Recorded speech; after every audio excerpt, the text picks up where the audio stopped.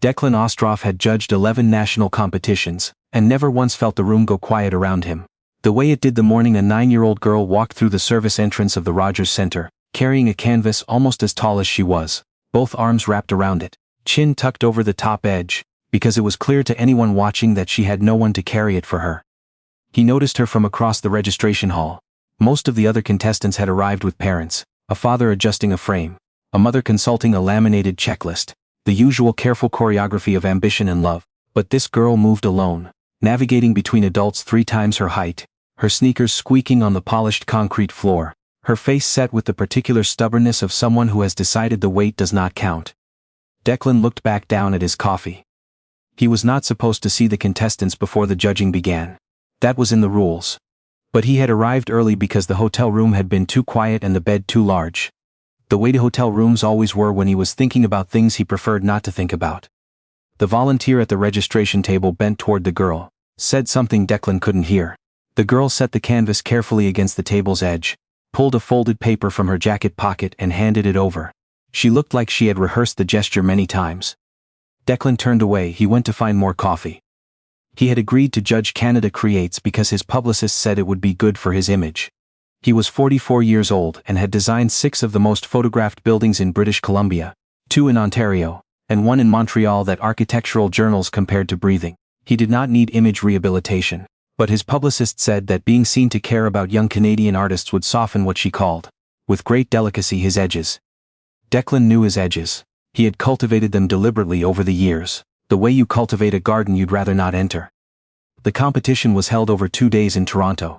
48 contestants ages 7 to 16 presenting original visual art, paintings, sculptures, mixed media. A panel of 3 judges, a grand prize of $75,000, plus a 3-year scholarship to an arts academy of the winner's choosing, designed, according to the program booklet, to give young Canadian artists the resources they needed to keep going.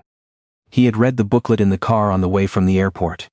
He had not thought about why a child might need $75,000. The judging floor opened at 9. Declan took his seat at the panel table between Faye Kowalczyk, a ceramicist from Winnipeg who wore her gray hair in a complicated arrangement that somehow worked, and Roland Say, a gallery director from Vancouver who had known Declan for 15 years and still called him by his last name. The first 12 contestants presented in sequence. Declan watched, made notes, kept his face neutral. Most of the work was technically accomplished.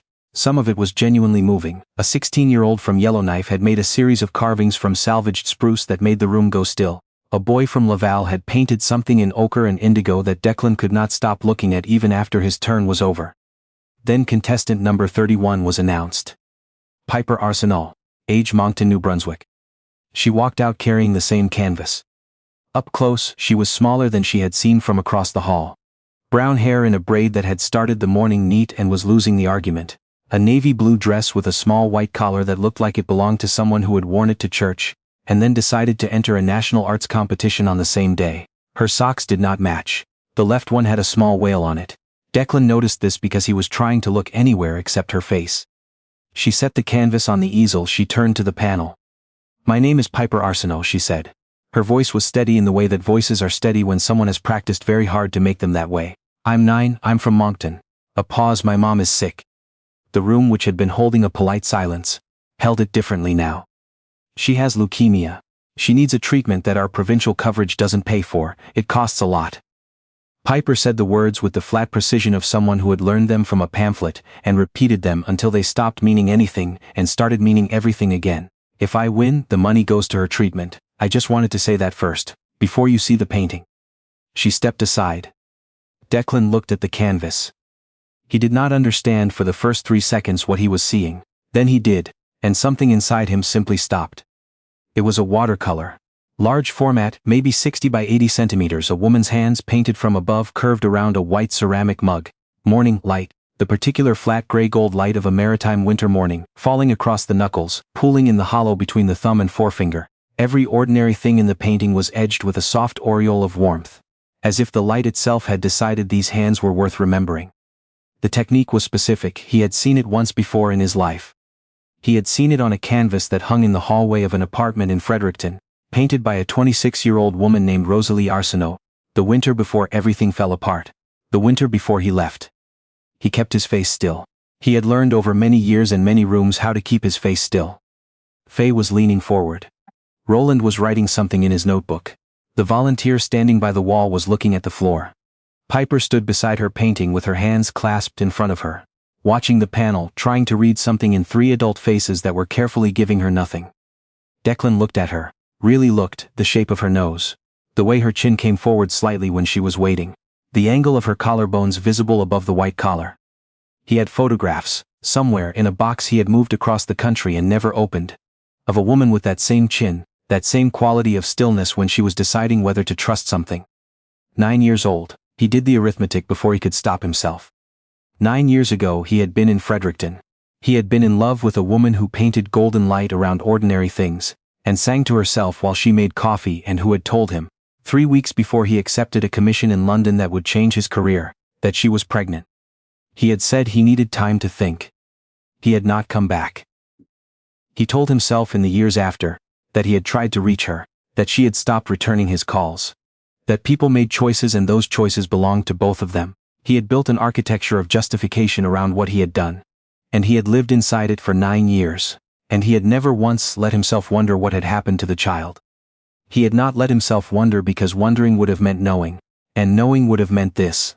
A 9-year-old girl in a navy dress with mismatched socks, carrying a canvas the size of her whole life into a room full of strangers, hoping a prize could buy her mother more time. "Can I ask you something?" Declan said. His voice came out level. He was grateful for that at least. Piper turned to him. "Yes, sir." "The light in this painting." He gestured toward the canvas. "The way you've layered the gold around the edges of the hands. Where did you learn to do that?" Piper looked at the painting, then back at him. "My mom taught me," she said. "She's a painter. She used to paint a lot before she got sick. She said the most important thing is to look for the light that things hold inside them, not just the light that shines on them." A pause. "She says ordinary things carry more light than we notice." Faye made a small sound beside Declan, something between appreciation and grief. "Your mother still paints?" he asked. "When she has the energy." Piper's face didn't change, but something behind it did. "Some days she's okay, some days she's not. I painted this on one of the days she wasn't." She looked at the canvas again. "Those are her hands. She was sitting at the kitchen table and she asked me to bring her coffee, and I saw her sitting there and I thought I needed to remember her like that. Just normal. Just at the table." The room was very quiet. Declan looked at the hands in the painting, the knuckles, the light. He thought about the way Rosalie used to hold a mug. Both hands, even in summer, as if she needed the warmth of it to think properly. He thought about the morning he had driven to the airport without waking her, because he had told himself it would be easier that way. He thought about every year since. The buildings he had designed and the awards he had accepted. And the hotel rooms where he lay awake without examining why. He thought about a girl carrying a canvas through a crowd of strangers with no one to help her. He put down his pen. Roland glanced at him. A small questioning look. Declan did not return it. "Piper," he said. "What's your mother's name?" The girl looked at him. Something shifted in her expression. Not suspicion exactly, but attention. The same quality of attention Rosalie used to turn on him when she was deciding whether a thing was true. "Rosalie," Piper said. "Rosalie Arsenault." Declan stood up.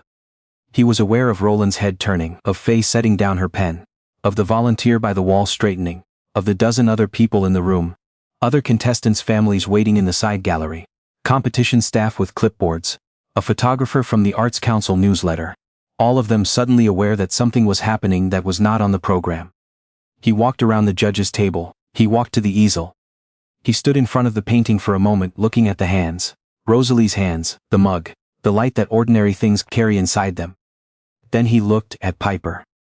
She was watching him with the careful, tired eyes of a child who had learned to read adults the way other children read storybooks. Looking for the thing that was actually true beneath the thing being said. "Piper," he said. His voice was not level anymore. He did not try to make it so. "I need to tell you something, and I need you to know that I am sorry. Not just for what I'm about to say, for all of it." She waited, sighed. "I knew your mother," he said. "A long time ago, before you were born." He stopped. The words felt inadequate for what they were carrying.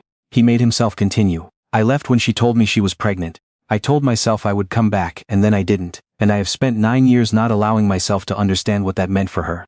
Or for you." The silence in the room was total. Piper looked at him. Her face had gone very still. "Are you my dad?" she asked. The word landed in his chest like something physical.